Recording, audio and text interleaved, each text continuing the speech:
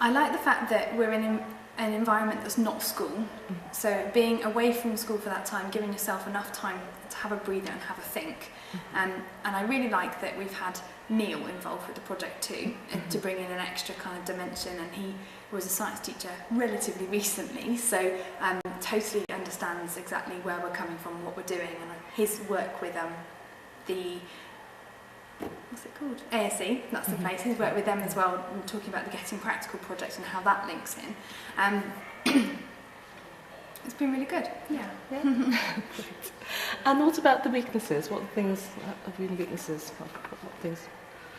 I don't honestly think there are many. I mean, I really like the fact that we were given a very open format, so there wasn't any prescription in terms of exactly what we had to do, and it was very much, I could tailor it to suit me, and that works with me as a person because I am quite good at being self-motivated and working out what I need to do and actually doing it. So maybe a little bit more direction for others in the project might have been good, but for me I didn't need it, but I think other people might have done.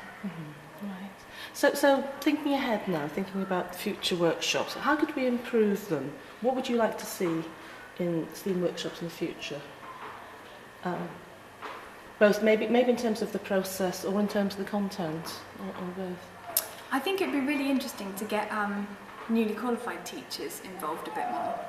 So maybe extending it to other teachers, not necessarily from our schools, but even people who've only just done their PGCE or PGCE students, to get their input, because fresh thought quite often comes from the ones who are newer to the profession than maybe me.